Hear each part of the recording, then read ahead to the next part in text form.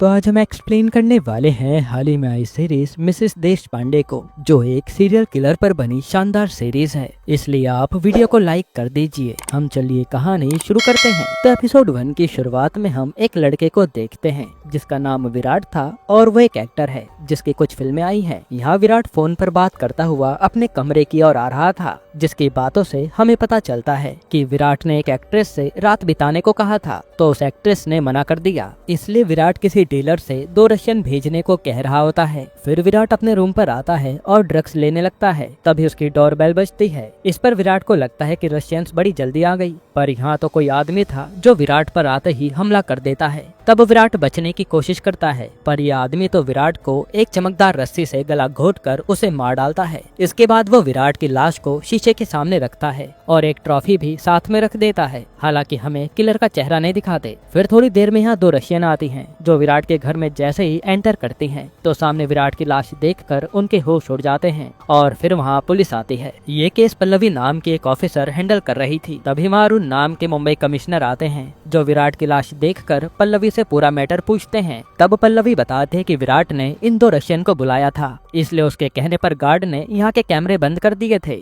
उसी बीच किलर आकर विराट को मार के भाग गया। फिर जब अरुण विराट की लाश के पास आता है, तो उसे एकदम से कुछ पुराने केस याद आने लगते हैं, जिसमें किलर ने पहले भी ऐसे ही लोगों को मारकर उन्हें शीशे के सामने बैठा दिया था। और तब अरुण सीधा एक हैदराबाद की जेल में फोन करके एक कैदी को चेक करने के लिए कहता है। तब वहाँ की जेलर बताती है कि वो कैदी तो यही है। इसके बाद हम अगले दिन उसी कैदी को देखते हैं जिसका नाम जीनत है, और वो योगा करके कैदियों के लिए खाना बनाने चली जाती है। फिर यहाँ जीनत को जेलर बुलाती है, और तभी वहाँ न्यूज में जीनत देखती है कि एक रिपोर्टर बता रहा था कि विराट नाम के एक एक्टर की इस रस्सी से कत्ल कर दिया गया है। ये देखकर जीनत चौंक जाती है। तभी जीनत से जेलर पूछती हैं कि तुम्हें पूछने के लिए कल कमिश्नर अरुण का कॉल आया था, क्या तुम उन्हें जानती हो? तो जीनत कहती है हाँ, और वो कहती है कि आप मेरा एक मैसेज अरुण तक पहुंचा देना। फिर हम अरुण को देखते हैं, जिससे मिलने एक सूर्यवंशी नाम का रिपोर्टर आता है, और वो अरुण से कहता है कि ये मर्डर तो पहले की तरह हो रहे हैं जैसे 25 साल पहले हुए थे,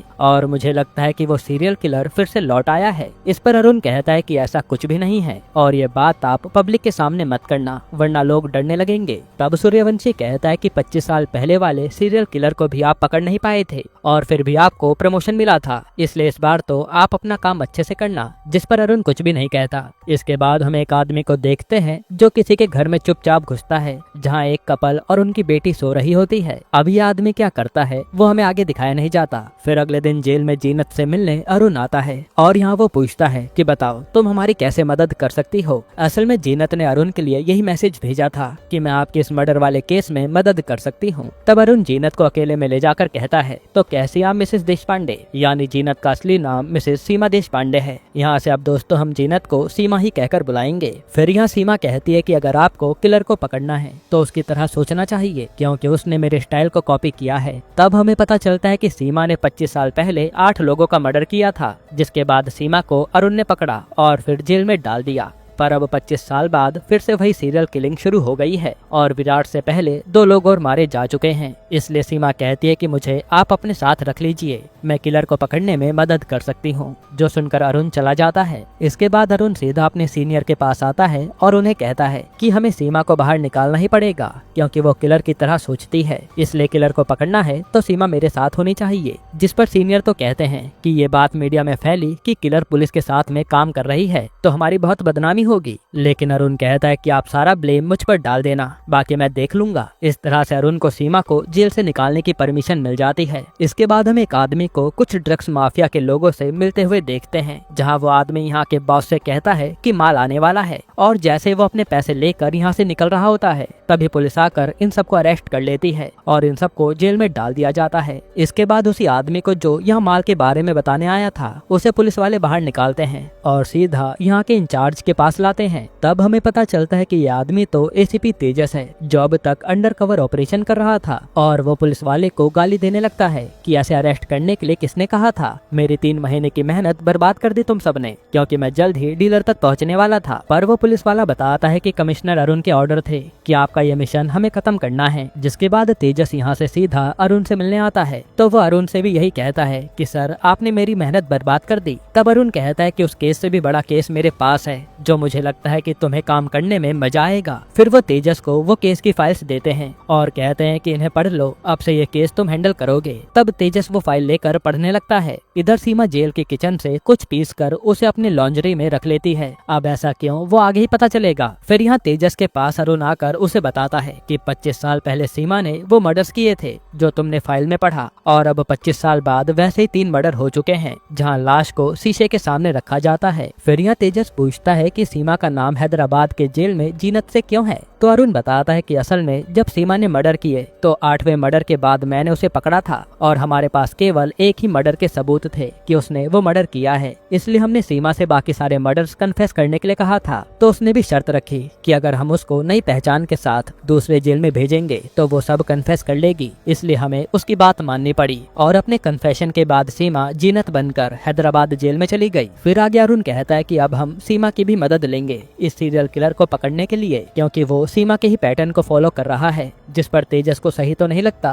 पर वो अपने सर की बात मान लेता है। इसके बाद हम तन्वी नाम की लड़की को देखते हैं जो अपना सैलून अपनी बहन दिव्या के साथ चलाती है। तभी वहाँ तेजस आता है और ये देख तन्वी खुश हो जाती है। तब हमें पता चलता है कि तेजस और तन्वी पति पत्नी हैं और तेजस अक्सर केस के सिलसिले में बाहर ही रहता है। खैर फिर आज ये दोनों घर आकर इंटीमेट होते हैं। तभी तन्वी तुरंत पिल्स खा लेती है क्योंकि उसे अभी बेबी नहीं चाहिए। तेजस पूछता है कि ऐसा क्यों, कि अभी सैलून ओपन किया है तो उसे सेटल होने में थोड़ा टाइम तो लगेगा ना। जिसके बाद तेजस से मिलने उसके दादाजी आते हैं और ये लोग साथ में आराम से डिनर करते हैं। इधर जेल में सीमा के पेट में दर्द होने लगता है, इसलिए उसे जल्दी से हॉस्पिटल में शिफ्ट किया जाता है। तब हमें पता चलता है कि ये सब पुलिस वालों की चाल है सीमा को जेल से निकालने के लिए, क्योंकि सीमा मुंबई में अरुण के साथ इन्वेस्टिगेट करेगी। इसके बाद अरुण के कहने पर एक घर को पूरी सिक्योरिटी के साथ सेटअप किया जाता है और वहाँ सीमा को लाया जाता है। अब सीमा ने इतने सारे मर्डर्स किए थे, इसलिए सारे पुलिस वाले भी डरे हुए थे कि कहीं ये भाग न जाए। खैर फिर सीमा की पूरी तलाशी लेने के बाद उसे इस घर में भेज दिया जाता है और जेल से बाहर आकर सीमा बहुत खुश थी। साथ ही उसने अपना वो लॉन्ड्री भी बेड के नीचे छुपा दिया था ताकि वो किसी के हाथ ना आए, यानी जरूर उसमें कुछ है। खैर इसके थोड़ी देर बाद सीमा से मिलने अरुण और तेजस आते हैं। तब सीमा तो अरुण और तेजस से इधर उधर की बातें करने लगती है, पर तेजस डायरेक्ट सवाल पूछना शुरू करता है और वो विराट के मर्डर की फोटो दिखाकर पूछता है कि आपको क्या लगता है, कुछ बताइए। जिस पर सीमा कहती है कि मैं ऐसे कुछ भी बता नहीं सकती, मुझे क्राइम सीन पर जाकर ही कुछ पता चलेगा। तब ये सुनकर तेजस अरुण को साइड में ले जाकर कहता है कि ये बस ड्रामे कर रही है, आप परमिशन दो, इसे 3rd डिग्री देकर मैं सच गुलवा लूंगा। पर अरुण कहता है कि ये बहुत खतरनाक लेडी है, मैंने 25 साल पहले भी इससे कन्फेशन के लिए 3 दिन तक इसे रिमांड पर रखा था, पर ये हंस रही थी, तभी तो हमें इसकी सारी बातें माननी पड़ी थी। इधर हम उसी आदमी को देखते हैं जो किसी के घर में घुसा था और वो एक आदमी को लाकर एक कमरे में बंद कर देता है। अब ये ऐसा क्यों कर रहा है वो आगे पता चलेगा। खैर यहाँ अरुण और तेजस सीमा को विराट के क्राइम स्पॉट पर लेकर आते हैं। तो यहाँ सब कुछ देखने के बाद सीमा कहती है कि इस किलर ने तो विराट के हाथ में ट्रॉफी भी रखी थी, जैसा मैंने अपने तीसरे मर्डर में किया था। तब अरुण बताता है कि हाँ, एक नेता को तुमने मारा था ना ऐसे, जिसने बच्ची के साथ दुष्कर्म किया था। फिर सीमा कहती है कि मेरी फाइल पढ़ने के बाद ही किलर ने ये सब मर्डर शुरू किए होंगे, वरना किसी को कैसे पता चलता कि मैंने किस तरीके से मर्डर किए हैं। तब अरुण बताता है कि वो फाइल तो केवल 6 लोगों ने पढ़ी है। तो सीमा कहती है कि फिर तो उनमें से कोई किलर के बारे में जानता होगा। अब सीमा कहती है कि मैंने आपकी इतनी मदद कर दी, इसलिए आप मेरी भी एक मदद कीजिए। और वो अरुण से कहकर अगले ही दिन घर में गैस सिलेंडर सब कुछ मंगवा लेती है, क्योंकि उसे खुद खाना बनाकर खाना था। इधर हम अगले दिन तेजस को देखते हैं जो अरुण को आकर बताता है कि उन 6 लोगों में से 3 की तो मौत हो गई और एक जज है 75 साल के, उन्होंने बताया कि उन्होंने सीमा वाली फाइल ही जला दी थी, इसलिए बचे आप और एक लॉयर दारू वाला। तो मुझे दारू वाला के घर जाकर ही फाइल के बारे में पूछना होगा। ये कहकर तेजस सीधा दारू वाला से मिलने आता है और जब दारू वाला सीमा के केस की फाइल ढूंढने लगते हैं तो उन्हें वो कहीं भी नहीं मिलती, इसलिए दारू वाला कहता है कि जरूर मेरे भांजे ने वो फाइल चुरा ली होगी। ये सुनकर तो तेजस सोचने लगता है कि यानी किलर दारू वाला का भांजा हो सकता है। तब दारू वाला भी बताता है कि जब मेरी बहन मरी तब मैंने उसके बच्चे को रख लिया और उसका नाम है होश, जो बस आवारा की तरह घूमता रहता है और उसकी किसी से नहीं बनती। तभी घर पर होश आने लगता है और हम देखते हैं कि ये तो कोई और नहीं बल्कि वही है जिसने एक आदमी को कहीं ले जाकर बांधा था। तब तेजस होश को पकड़ने की कोशिश करता है, लेकिन उसे देखते ही होश वहाँ से भाग जाता है। यहीं पर एपिसोड 1 खत्म होता है। एपिसोड 2 की शुरुआत में हमें कुछ साल पहले 2020 का सीन दिखाते हैं, जहाँ होश जेल में सीमा से मिलने आया था, पर सीमा तो नहीं मिलती। इसलिए होश सीमा के साथी को एक लेटर देकर चला जाता है। साथ ही वहाँ पुलिस वाले के जरिए सीमा भी होश को लेटर पहुँचा देती है। असल में ये दोनों लेटर के जरिए ही बातें करते थे, और जब सीमा वो लेटर पढ़ती है तो हमें पता चलता है कि होश सीमा को अपना गुरु मानता है, जिसे बुरे लोगों को मारना पसंद है। इसके बाद आज प्रेजेंट में तेजस सीमा से मिलने आता है और उसे होश के रूम से यही लेटर मिले थे जो सीमा ने होश के लिए लिखे थे। तब तेजस सीमा से पूछने लगता है कि आप होश से इतनी बातें करती थी, यानी जरूर आपको पता था कि वही सीरियल किलर है। पर सीमा कहते कि ऐसा कुछ नहीं था, मुझे उसके लेटर से समझ आ गया था कि वो दिमागी रूप से कमजोर है, जो बुरे लोगों को मारना चाहता है, इसलिए मैं उससे बात करती थी। फिर सीमा कहती है कि वो और मैं कभी आमने सामने नहीं मिले, इसलिए मैं उसे ठीक से समझ नहीं पाई। इधर हम होश को देखते हैं जो उसी आदमी के पास आता है जिसे उसने बांधा था, और वो वही नायलॉन वाली रस्सी निकालता है जिससे विराट का मर्डर हुआ था। तभी सीन कट होता है और आज अरुण से मिलने ऑफिसर पल्लवी आती है, जो कहती है कि मैंने विराट के मर्डर पर रिसर्च की है, तो पता चला कि सेम ऐसे 2 मर्डर और हो चुके हैं, इसलिए ये एक सीरियल किलर का काम है और मैं सर इस केस पर काम करना चाहती हूँ। तब अरुण कहता है कि तुमने काम अच्छा किया है, इसलिए ये बात किसी को बताना मत, जैसे मुझे जरूरत पड़ेगी मैं तुम्हें इस केस से जोड़ लूंगा। जो सुनकर पल्लवी चली जाती है। इधर खाना पकाते पकाते सीमा को लेटर के बारे में याद आता है और वो फिर से उन लेटर को पढ़ने लगती है, जिसके बाद वो पास खड़े ऑफिसर ओमकार से कहती है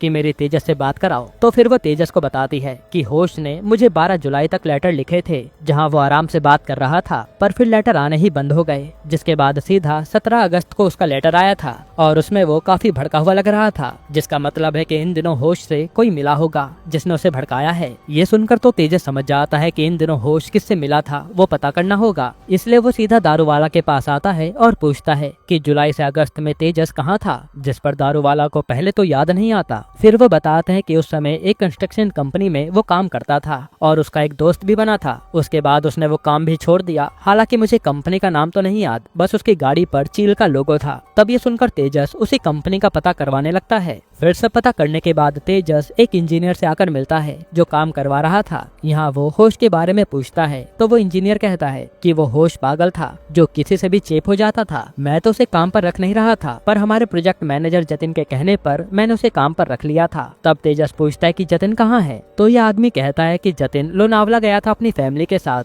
पर 2 दिन हो गए अभी तक लौटा नहीं, क्योंकि वहाँ जतिन का अपना एक बंगलो है। तब तेजस वो एड्रेस ले लेता है। इसके बाद हम देखते हैं कि होश आज खाने का सामान लेकर आया था और उसने एक बेटी और माँ को बांध रखा है। फिर वो उन्हें खाना खाने के लिए कहता है, जिससे वो दोनों डरी हुई थी, और असल में ये जतिन की ही फैमिली है और जतिन वही है जिसे होश ने कहीं और ले जाकर बांध रखा था। तभी वहाँ एकदम से काफी सारे पुलिस वाले बंगलों को घेर लेते हैं और अंदर आकर तेजस होश को अरेस्ट कर लेता है, जिससे माँ और बेटे की जान बच गई थी। फिर पुलिस स्टेशन में लाने के बाद तेजस होश से बड़े आराम से बात करता है, यहाँ तक कि उसे पीने के लिए जूस भी देता है ताकि होश भी आराम से सब बता दे। फिर वो होश को उन 3 मर्डर की फोटो दिखाकर कहता है कि कन्फेस कर ले कि तूने ये मर्डर किए हैं। पर होश कहता है कि मैं कन्फेस तो कर लूंगा, पर इससे पहले मेरी एक शर्त है, मुझे सीमा से मिलना है जिसे हैदराबाद में रखा गया है जीनत नाम से। ये सुनकर तेजस वहाँ से बाहर आता है और वो सीधा सीमा से आकर मिलता है। फिर वो सीमा को सब कुछ बता देता है कि होश आपसे मिलना चाहता है, तो सीमा भी मान जाती है। इसके बाद होश को सीमा से मिलाने के लिए लाया जाता है और यहाँ सीमा को देखकर होश खुश हो जाता है। वहीं ये सब कैमरा से अरुण और तेजस देख रहे थे, साथ ही यहाँ माइक भी लगाए गए थे इनकी बातें सुनने के लिए। अब सीमा बड़े अच्छे से होश से बात करती है। फिर वो पूछते कि खून करके कैसा लगा, तो होश भी कहता है कि बड़ा मजा आया उनकी चीखें सुनकर। जिसके बाद होश को सीमा अपनी बातों में फंसाने लगती है। तब होश भी कहता है कि आपका वो सीक्रेट मेरे पास हमेशा सेफ रहेगा। ये सुनते सीमा के एक्सप्रेशन बदल जाते हैं, जैसे वो कुछ छुपाना चाह रही हो, और ये बात तेजस और अरुण भी नोटिस करते हैं कि आखिर कौन सा सीक्रेट है। खैर फिर सीमा दोबारा से होश को उकसाने लगती है और पूछती है कि सच बताओ, तुमने वो खून नहीं किए ना। तब होश कहता है कि मैं नहीं मारा है, लेकिन सीमा मना करती है और कहते है कि तुम बस मारने की बातें कर सकते हो, तुम्हारे बस का खून करना नहीं है। ये सुनकर तो होश रोने लगता है और सीमा होश से जतिन के बारे में पूछ लेती है,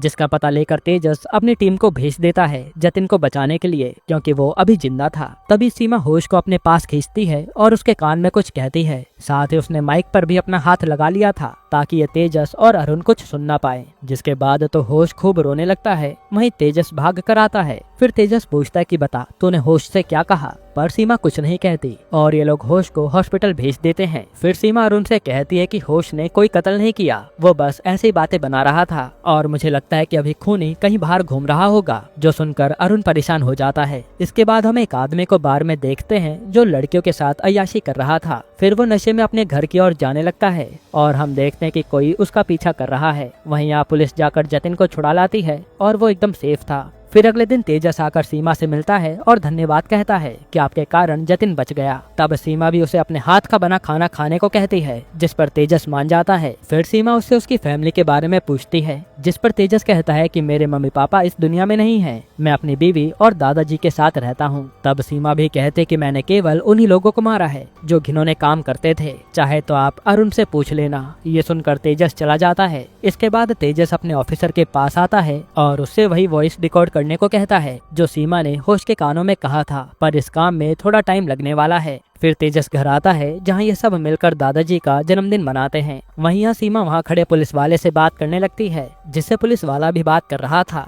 फिर हम देखते हैं कि जो अय्याश आदमी अपने घर आया था उसे कोई उसी रस्सी से गला घोंटकर मार रहा होता है, यानी किलर अभी भी खून किए जा रहा है। यहीं पर एपिसोड 2 खत्म होता है।